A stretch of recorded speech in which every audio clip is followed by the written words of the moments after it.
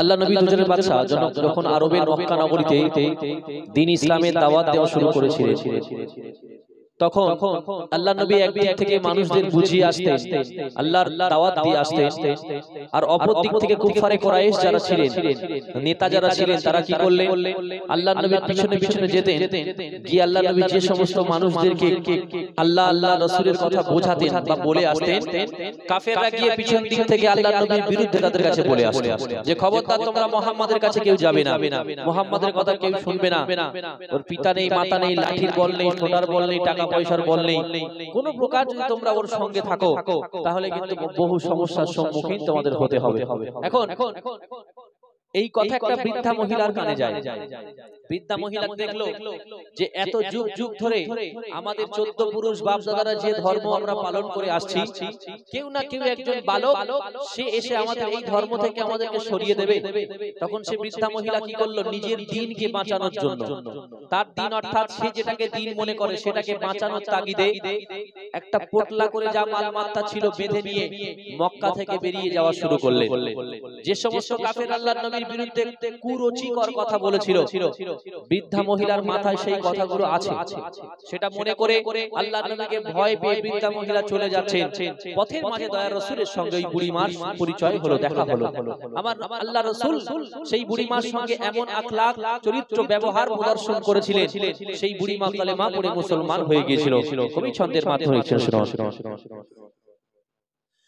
ও বুড়ি মা কোথায় চলো,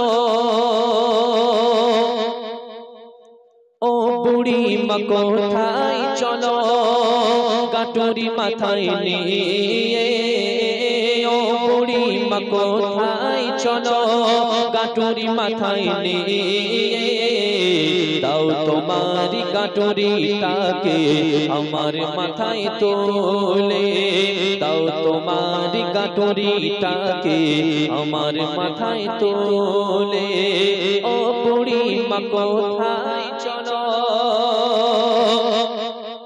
কোথায় তুমি যাবে বলো, কোথায় তুমি থাকো, আর কি কারণে ও বুড়ি মা চলে যাবে বলো না, কিসের তরে দেশ ছেড়ে যাও বিদেশ চলিয়া, কিসের তরে দেশ ছেড়ে যাও বিদেশ চলিয়া, দাও তোমারি গাটুরিটাকে আমার মাথায় তোলিয়া, দাও তোমারি গাটুরিটাকে আমার মাথায় তোলিয়া, ও বুড়ি মা কোথায় চলো। মুজাসসাম নবী আমার একটা থুরথুরে বৃদ্ধা মহিলার বোঝা নিজের মাথায় নিয়ে হাঁটছে। আচ্ছা বলে আল্লাহ নবীকে যখন আরবের মক্কা নগরীতে আল্লাহ পাক পাঠিয়েছিলেন, তখন সেখানকার অবস্থা ছিল মূর্খতা বর্বরতার যুগ ছিল।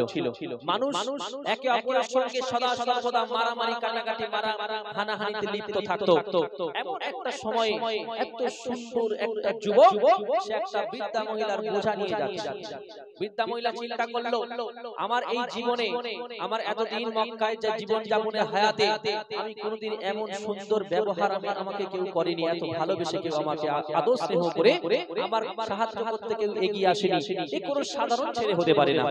এখন আল্লাহর নবী বৃদ্ধা মহিলার বোঝা নিয়ে হাঁটছে, আর বৃদ্ধা মহিলা পিছনে পিছনে হাঁটছে। আল্লাহ রাসূলকে কি প্রশ্ন করছে দেখো,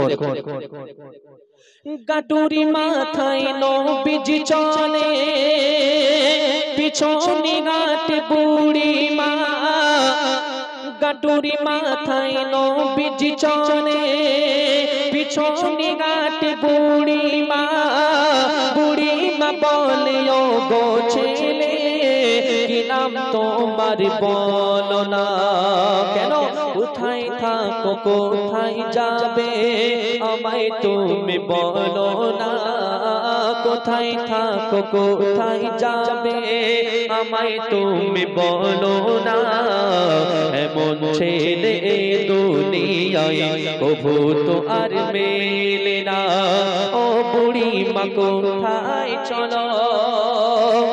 যে বুড়িমা আল্লাহর নবীর ভয় পালাচ্ছিলেন, সেই বুড়িমা বলছে এমন ছেলে আমি জীবনে কখনো দেখিনি, দুটো এমন ছেলে দুটো জগতে পাওয়া যায় না।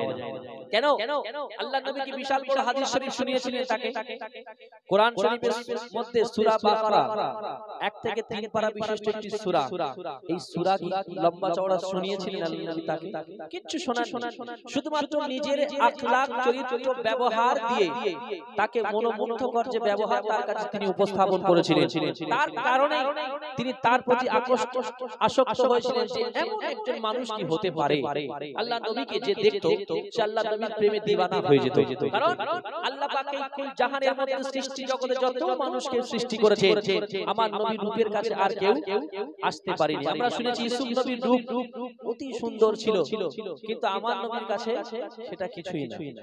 যা হবে এই নবীর হিসাব বাইরে রেখে আর সবার হিসাব তৈরি হবে, এনাকে সাইডে রেখে, মানে ইনার গান্ধারে আসার মতো ক্ষমতা আল্লাহ পাক কাউকে দেননি। শেষ কথা লিখছেন শুনুন। যখন বুড়িমা জানতে পারলেন যে মুহাম্মাদের কথা মনে করে যার ব্যাপারে এত খারাপ খারাপ কথা শুনে আমি তার ভয়ে মক্কা ছেড়ে পালাচ্ছিলাম, আসলে এই সেই ব্যক্তি যে কিনা এত ভালো মানুষ, তখন বুড়িমা কি করেছিল? কবি লিখছেন শুনুন। যে মুহাম্মাদের ভয় তুমি দেশ ছেড়ে পালিয়ে যাও, আমি যে সেই নবী মুহাম্মদ বলি যে আজ তোমায়। আল্লাহ রাসূল বলছেন যে মুহাম্মাদের ভয় তুমি দেশ ছেড়ে পালিয়ে যাও, আমি যে সেই নবী মুহাম্মদ বলি যে আজ তোমায়। তখন বুড়িমা লজ্জায় পড়ে গেল, হায়রে কোন মানুষের ব্যাপারে আমি এত খারাপ খারাপ কথা শুনলাম। মক্কার মানুষরা যাদেরকে আমি এতদিন ভালোবাসতাম, শ্রদ্ধা করতাম, যাদের কথা শুনে চলতাম, তারা আমাকে এত ভালো একটা মানুষের ব্যাপারে এত খারাপ খারাপ কি করে বলতে পারে? বুড়িমা তখন লজ্জায় পড়ে গেলে আর আল্লাহর নবীর হাতে হাত দিয়ে কালেমা পড়ে মুসলমান হয়ে গেলেন। কবি লিখছেন শুনুন। যে মুহাম্মাদের ভয় তুমি দেশ ছেড়ে পালিয়ে যাও, আমি যে সেই নবী মুহাম্মদ বলি যে আজ তোমায়। তখন অবাক হয়ে নবীজির গান ধরে বলেন বুড়িমা, অবাক হয়ে নবীজির গান ধরে বলেন বুড়িমা, কি বলে? তাও পড়িয়ে আমায় তুমি তোমার দিনের কালেমা, তাও পড়িয়ে আমায় তুমি তোমার দিনের কালেমা। ও বুড়িমা কোথায় চলো, ও বুড়িমা কোথায় চলো। একবার সুবহানাল্লাহ বলা যাবে না? যে বুড়িমা আল্লাহর নবীর ভয়ে পালাচ্ছিল, আল্লাহর নবী শুধুমাত্র আখলাক চরিত্র ব্যবহার দেখে কলেমা পড়ে মুসলমান হয়ে গিয়েছিল। কিচ্ছু করেছিলেন আল্লাহর নবী? আল্লাহ পাক জানিয়েছেন যুগে যুগে যত নবী রাসূলগণকে আমি পাঠিয়েছি তারা সেই যুগের সবচেয়ে উৎকৃষ্ট আখলাক চরিত্রের অধিকারী ছিলেন। যে সময় যে নবী এসেছেন তার পিরিয়ডে তার চেয়ে ভালো উৎকৃষ্ট আখলাক চরিত্রের মানুষ দুনিয়াতে আর কেউ ছিল না। আর আমাদের নবী এমন একজন নবী, আখেরি নবী, যার পরে আল্লাহ রাসূলকে আর কোন নবী আল্লাহ পাক পাঠাবেন না। তার চরিত্র এত সুন্দর করেছিলেন, সমস্ত নবীদের ইমাম করে আল্লাহ পাক যাকে বানিয়েছিলেন, তার চরিত্র কেমন শুনলেন?